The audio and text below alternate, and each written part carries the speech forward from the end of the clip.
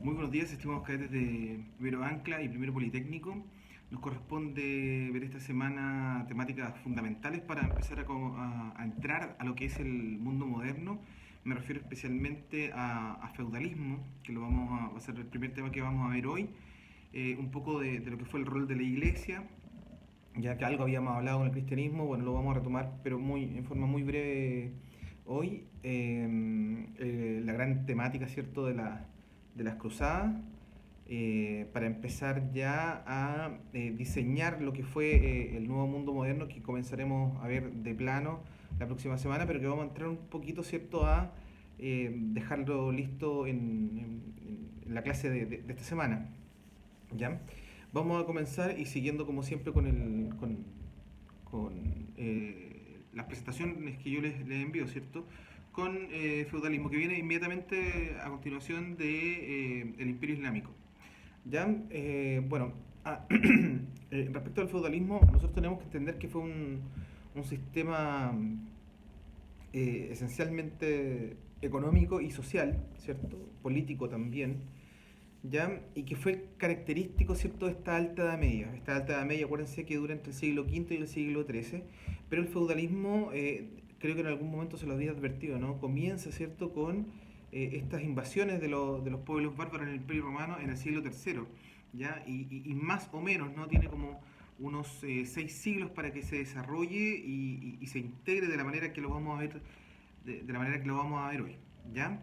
El feudalismo solamente prevaleció en toda Europa Occidental aproximadamente unos 4 siglos. Estamos hablando que en Europa Occidental, en toda Europa Occidental, este sistema vivió concretamente, ¿cierto?, 4 años. Después esto fue cambiando y eso lo vamos a ver cuando analicemos un poquito lo que fue las cruzadas, ¿no? Eh, bueno, ¿por qué se llama? Uno no podría entender feudalismo, ¿cierto?, sin el concepto de feudo, ¿no? Eh, Porque de ahí emana justamente esta palabra. El feudo habla de un contrato, ¿ya? Feudalismo se basa en el feudo, y el feudo es un contrato, tal como un contrato de trabajo, ¿no?, entre dos personas, ¿ya? Aquí tenemos a dos protagonistas. Un protagonista es el señor, ¿cierto? El señor que es el gran administrador, ¿cierto?, de la tierra. No, no voy a decir dueño, ¿ya? Y voy a esclarecer bien este concepto. ¿Por qué razón no es dueño? Porque ustedes entenderán que en estos grandes reinos, ¿no?, en estos grandes reinos que vienen en Europa Occidental, lo que hace el rey es dividir la tierra, parcelar la tierra, ¿ya? Y en esta parcelación, el rey va designando a distintas personas de la nobleza, ¿cierto? Les va entregando un título, ¿no? Como conde, como marqués, como duque, ¿cierto? Eh, y esta persona es encargada de administrar en el fondo la tierra, no es dueño de la tierra, es como lo que pasaba con los siervos de la galera, ¿no? Bueno, este señor que administra, algo así como la división regional o provincial en nuestro país, ¿ya? Este señor lo que hace, ¿cierto?, en esta tierra es ofrecer protección, ¿cierto?, a quienes vivan en ella, especialmente a la clase campesina, en este caso la clase campesina, los artesanos específicamente, ¿ya? Esta persona es llamada señor, ¿ya? Entonces hay dos protagonistas en este feudo. Está el señor que emana, ¿cierto?, de la nobleza, que tiene un cargo, en el fondo es un cargo político, ya, independiente del título que se le dé, un cargo político. Y por otra parte está el vasallo, ya. En segundo lugar está el vasallo. Y el vasallo es aquella persona que le ofrece su trabajo y sus servicios laborales a este señor. Además le tributa al rey, tiene que tributarle al rey de manera obligatoria. Bien. Entonces, esta relación fue conocida como vasallaje, ¿no? El señor y el vasallo. El señor siempre un noble, el vasallo eh, siempre un campesino, o incluso podría ser el mismo noble. Aquí tengo que hablar de las dos relaciones de vasallaje que existen en Europa Occidental. ¿Y por qué existen dos? Claro, muy simple. Existe una relación de vasallaje que está fija solamente en la nobleza, y otra que existe entre el noble y el campesino. Lo explico. El rey, ¿cierto? El rey siempre va a ser señor, rey dueño del reino, ¿no? De toda la tierra. ¿Quién es su vasallo inmediato? Es el noble, ¿ya? Es el noble a quien va a designar para administrar las tierras, ¿ya? Y esa es la primera relación de vasallaje y la más importante, ¿ya? Porque este es un cargo de entera confianza, por decirlo de alguna manera, que tiene el rey, ¿ya? Así que atención con eso.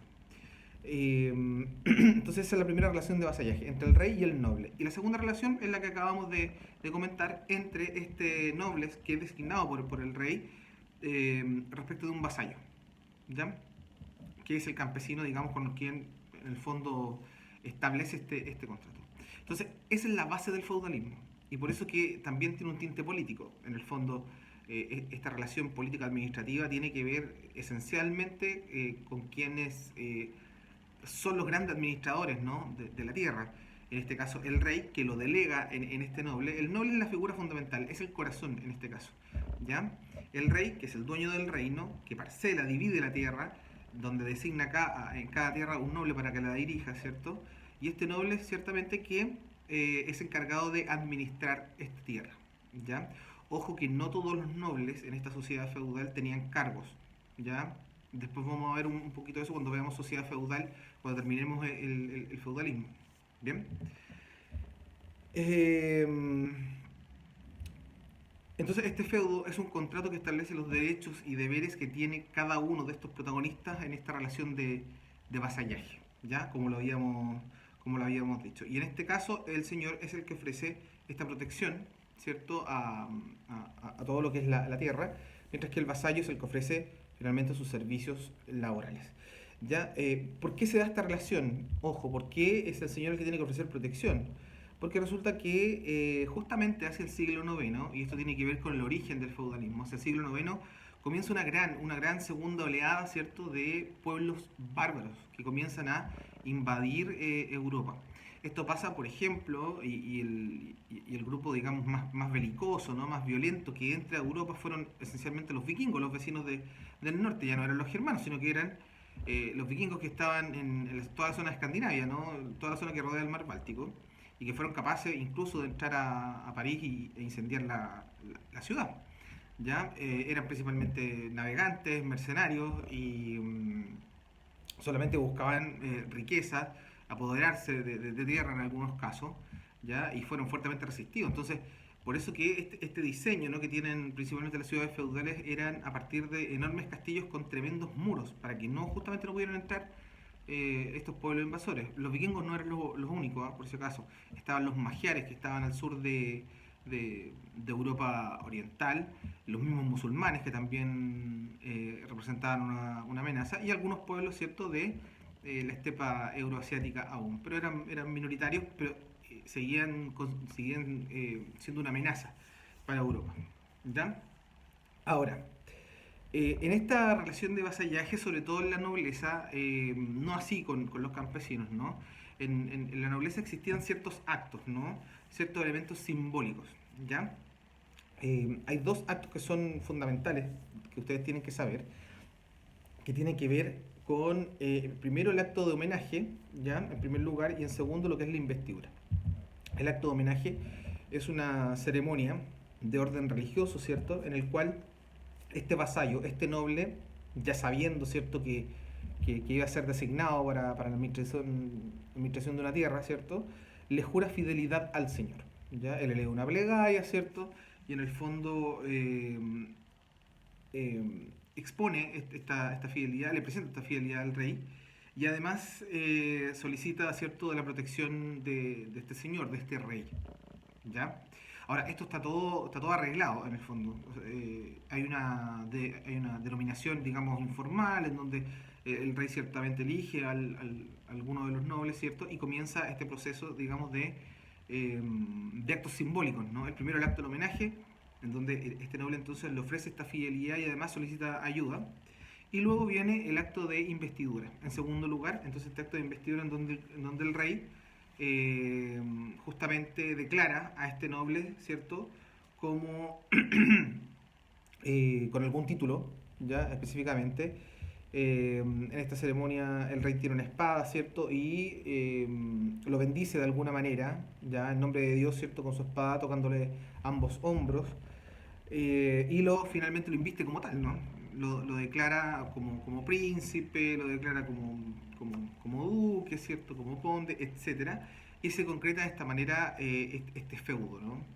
ya con este nuevo líder, con este nuevo noble, ¿cierto? Que va a estar a cargo justamente de la tierra, ¿ya? Ahora, ustedes, y por favor remítanse a la diapositiva 33, hay un esquema, hay un dibujo, ¿cierto? Donde aparece la distribución de la tierra. Ustedes van a poder ver, en primer lugar, ¿cierto? La vivienda del señor feudal y específicamente de su corte. Señor feudal puede ser el rey, puede ser este noble, ¿cierto? Que ha sido designado. Por lo general es una tierra protegida, ¿ya? Ahí vive el noble, vive con su corte, ¿cierto? Eh, Lleno de comodidades, ciertamente, con un montón de sirvientes, sin mayores complicaciones. Fuera de de este castillo, ¿no? De esta fortaleza en la cual vive el noble con su corte, con su familia, con sus parientes, está la reserva señorial. Esa reserva señorial que ustedes pueden ver ahí es una tierra que es exclusivamente de este señor feudal, ¿ya? Eh, y nadie más puede tocar esa tierra. ¿Ya? En el fondo la trabajan, pueden trabajar los siervos de la gleba, pueden trabajar los campesinos, pero es de única ocupación, ¿cierto? De único uso y usufructo, ¿cierto? Del señor feudal. Luego tenemos la aldea. En la aldea, que son esas casitas que ustedes pueden ver, en esas casitas viven los campesinos, ¿ya? Ahí viven los campesinos, ellos construyen su propia ropa, eh, sus propias casitas, ¿cierto? Todos sus implementos, ¿ya? Obviamente viven de manera precaria, ¿ya? Y ahí está principalmente la gran mayoría de los vasallos que también eran llamados villanos, producto de esta agrupación, ¿cierto?, de viviendas en villas, ¿ya? Luego tenemos los mansos que están justamente al lado de las aldeas, eran las tierras que justamente se trabajaban para tributar al rey, ¿ya? Y obviamente para poder vivir de una manera mucho más cómoda, porque ustedes comprenderán que en este periodo, entre el siglo IX y el siglo XIII, no había un sistema comercial definido, solamente existía el trueque. Hay un sistema autárquico, absolutamente autárquico. Uno cultiva, ¿cierto? Y de eso es lo que se vive y uno comienza a intercambiar todo lo que son estos productos, ¿no? Eh, que sirven para justamente para esta sobrevivencia, ¿ya? Y finalmente lo que se tienen son las tierras comunales, que son tierras libres, ¿ya? Por lo general no eran para cultivar, sino que eran para la distracción. Podían ser bosques que no estaban necesariamente ocupados, ¿cierto?, por la agricultura, ¿ya? Pero la base acá del trabajo es justamente la agricultura. De hecho, el tributo que se le paga al rey es justamente en productos agrícolas y ganaderos, ¿ya? Entonces, eso se le entregaba al señor feudal de manera que pudiera vivir de la mejor manera. El señor feudal vivía de manera muy cómoda ya en este castillo, no había mayores complicaciones, ¿ya? Eso tiene que ver con la economía y con las formas de vida que existían justamente dentro de esta sociedad feudal. Ahora, si nos remitimos justamente a lo que tiene que ver con la sociedad, en la diapositiva 34 ustedes van a ver un esquema que es bastante clarificador respecto de esta sociedad que es estamental, ¿ya? Pero ya pensando, ¿cierto?, en lo que fue, digamos, la Baja Edad Media. Porque aparece una nueva clase social, pero la vamos a tomar en un momento más. Esta sociedad estamental, alguna vez yo les había comentado, ¿cierto?, que se divide en tres, ¿no? Nobleza, clero y el pueblo, ¿cierto?, la gran masa campesina. La nobleza, como ustedes pueden apreciar en esta diapositiva, vive en el castillo, en esta gran fortaleza protegida, ¿ya? En ella encontramos al rey y su corte, están también los duques, los marqueses, los condes y los caballeros, ¿ya? Cuando hablamos de los caballeros, vamos a hablar de todas aquellas personas que, si bien son nobles, no tuvieron un cargo, no fueron investidos como, como señores. ¿Ya? El caballero es el noble que no fue elegido para administrar la tierra, y por lo tanto ocupa una especie de cúspide inferior. ¿A qué se dedica el caballero? A las armas. esencialmente a las armas. A eso se dedican los caballeros y por lo general en todas estas series, ¿no? O imágenes que ustedes tienen del mundo medieval donde aparecen estas competencias, ¿no?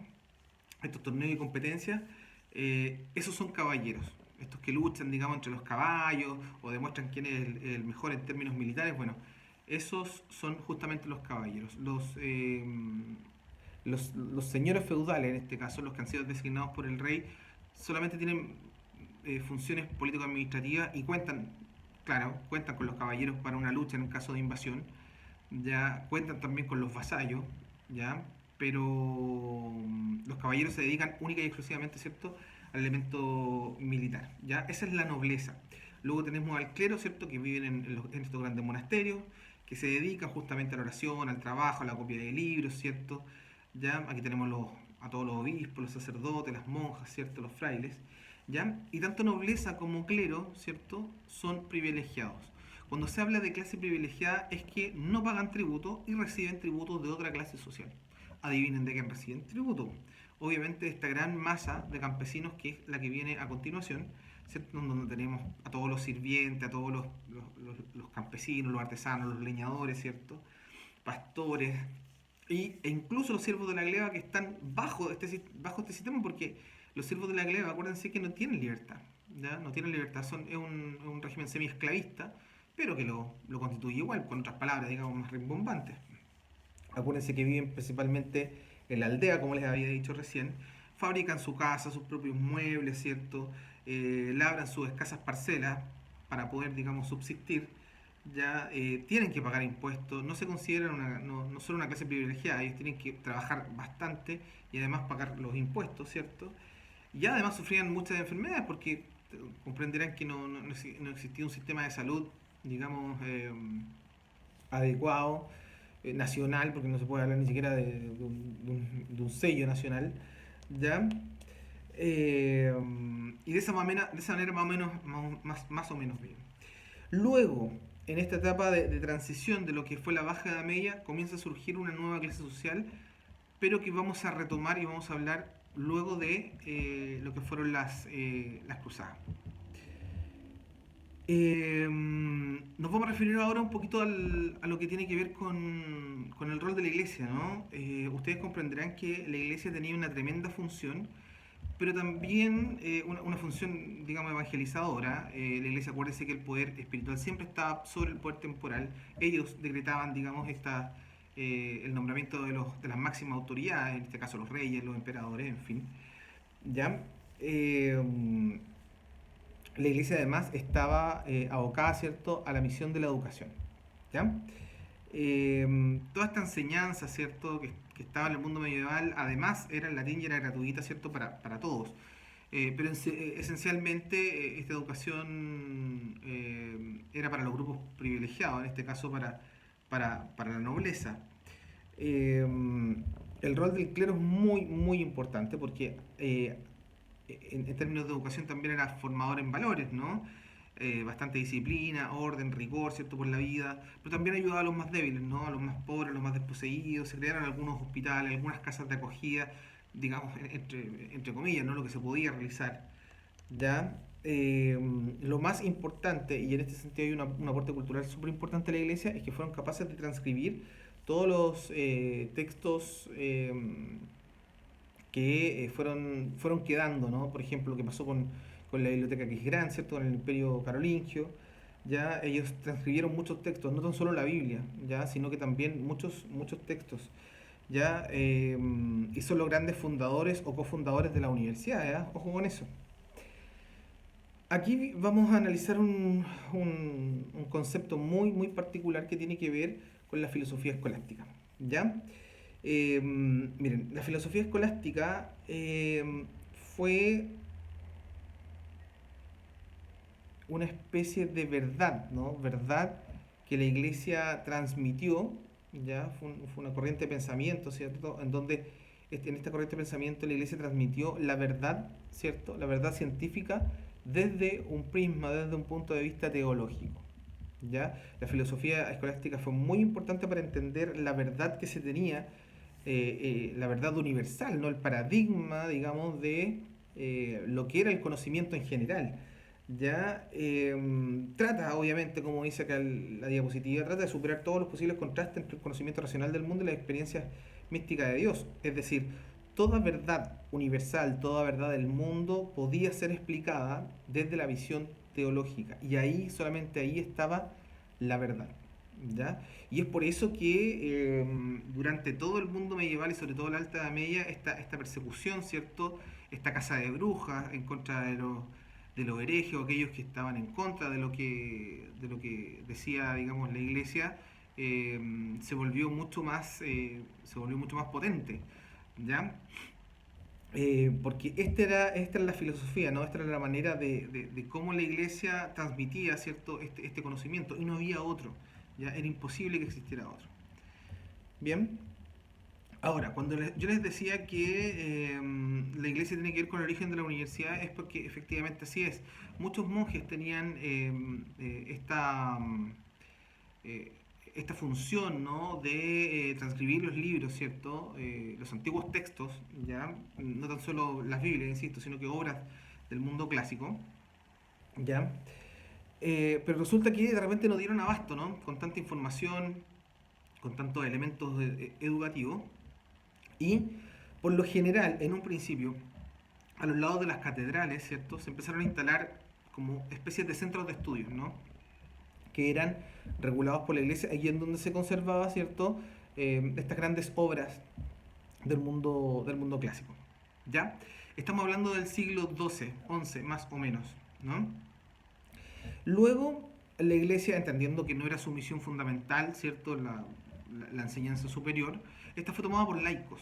¿Ya? La administración, digamos, de este conocimiento fue tomada por laicos, y estos laicos, ¿cierto? Empezaron a crear estos institutos de estudio, ¿ya? De alguna manera, y así se fueron creando entonces las universidades, ¿ya? Las primeras en Bolonia, en París, en Oxford, ¿cierto? Ligadas obviamente a la iglesia, porque fue la iglesia la que transcribió, ¿cierto? Este conocimiento, pero de alguna manera se empezaron a desprender, ¿ya? Se empezaron a desprender. Es más, ni siquiera hay una fecha fundacional de las primeras universidades, que en este caso serían las que les acabo de nombrar. ¿Ya? Sin embargo, ustedes sí van a ver en la diapositiva 40, ¿cierto? Montones, ¿cierto? Montones de creaciones y fundaciones de universidades, ¿ya? Eh, Ahora ustedes me preguntarán, bueno, ¿y por qué la universidad se llama de esa manera? Y esto es súper simple, porque el conocimiento que uno tiene en la universidad es justamente universal. Es decir, si usted estudia medicina en Chile o en cualquier otro país del mundo, no debería ser tan distante en términos de conocimiento respecto de una universidad a otra. Lo único que podría cambiar hoy sería, digamos, la tecnología, que es como lo único. Pero en términos de conocimiento, ¿no? De ocupar la misma bibliografía, ¿cierto? Bueno, por eso se llama universidad, porque el conocimiento es justamente universal. No debiera ser tan distinto estudiar una carrera, digamos, general, digamos, en una universidad que en otra, ¿ya? Específicamente en otra. ¿Ya? Ahora, el último fenómeno para ir terminando, ¿cierto? Nuestra clase de esta semana tiene que ver con las cruzadas, ¿ya? A ver, ¿y por qué son importantes estudiar las cruzadas? Por lo siguiente.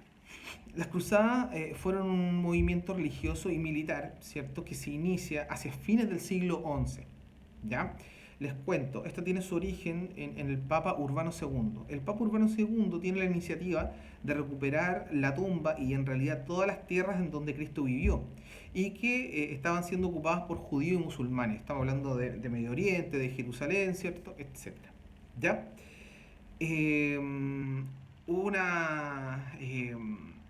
un entusiasmo muy grande, ¿cierto?, en Europa Occidental por esta iniciativa. De hecho, hubo una cruzada popular en un inicio que estuvo a cargo de un predicador llamado Pedro el Ermitaño, en donde en realidad esto se desvirtuó de alguna manera. Ya hubo una desorganización muy grande en este recorrido por Europa, fueron saqueados hogares de judíos, incluso de cristianos ortodoxos. O sea, en realidad fue como muy mal interpretado, ¿no? Una especie de mal manejo en ese sentido. No se entendió en realidad cuál era este sentido, hasta que se organizan, ¿cierto?, grandes expediciones con los señores feudales, ¿cierto?, con vasallos, ¿ya?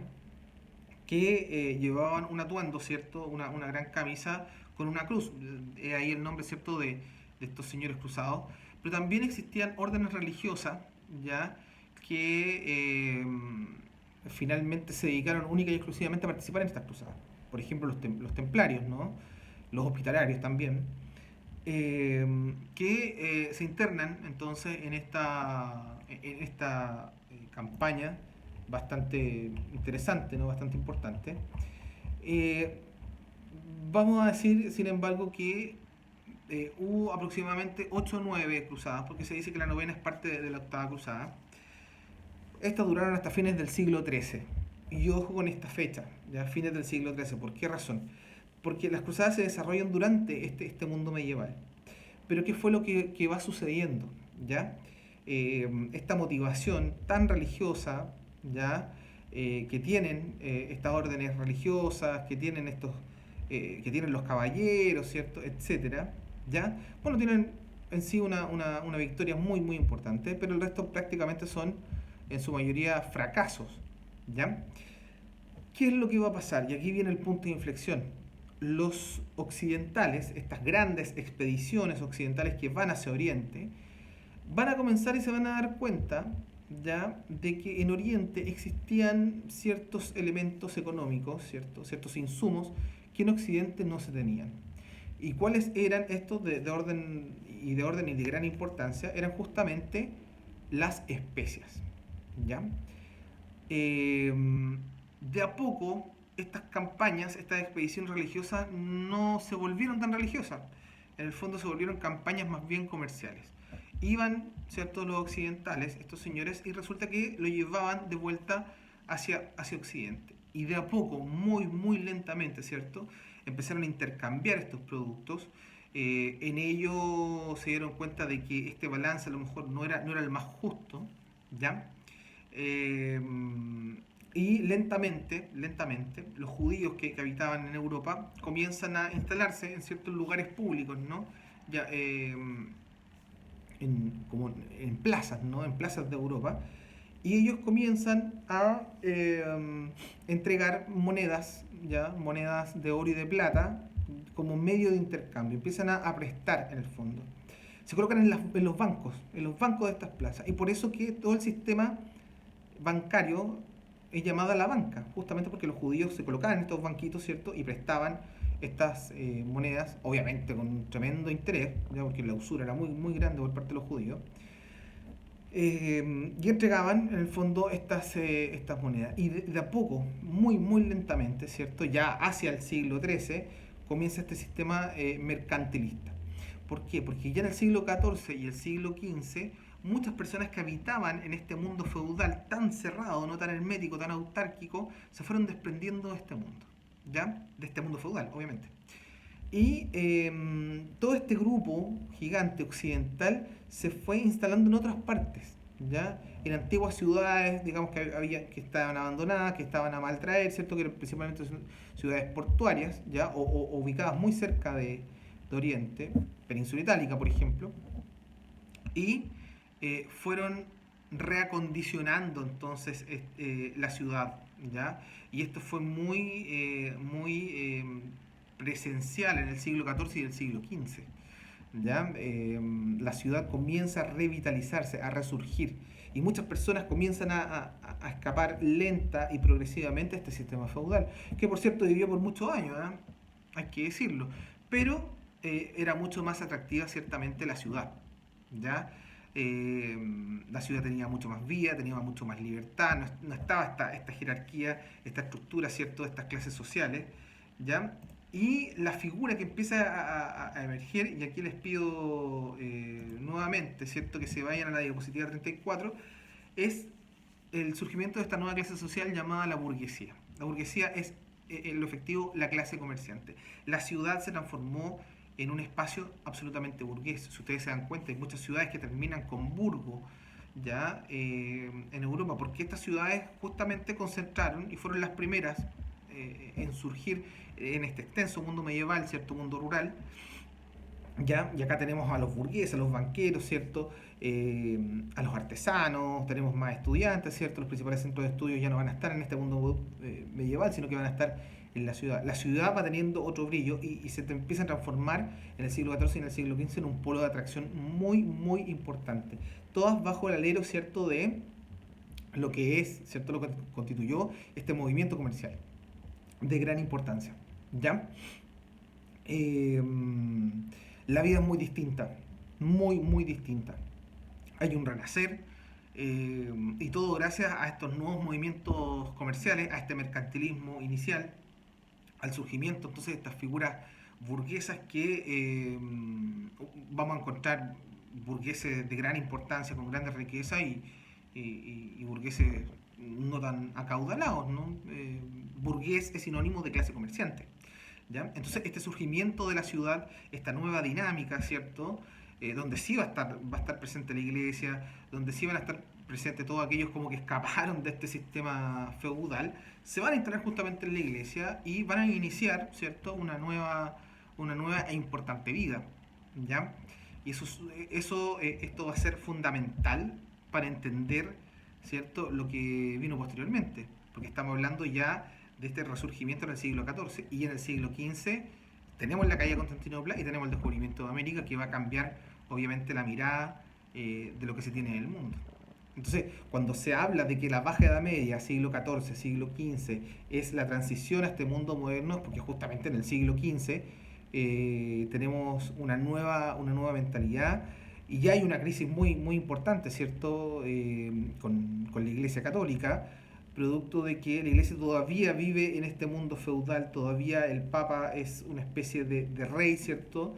Y eso va a ser muy mal mirado por los primeros humanistas, cuestión que vamos a hablar la próxima semana, va a ser muy mal mirado ya por los humanistas, la iglesia va a recibir una tremenda crítica y vamos a trasladarnos en estos dos siglos, ¿no? En el siglo XIV y en el siglo XV, de un teocentrismo, de una filosofía escolástica cerrada, a un antropocentrismo en el mundo moderno, en donde va a estar el hombre primero como prioridad y luego vamos a tener a Dios. ¿Ya? Dios no se pierde, ¿ah? Ojo con esto. Lo que sí se cuestiona fuertemente es en la iglesia. ¿Ya? Y luego con la llegada de Lutero esto va a tener un quiebre muy, muy importante en la iglesia con el surgimiento del protestantismo como lo conocemos hasta el día de hoy. Bien, estimados cadetes, espero que hayan tomado atención, tomado apunte lo suficiente de esta clase. Nos vemos mañana. Cuídense, respeten la cuarentena y estamos en comunicación. Que estén muy bien y que tengan un muy buen día.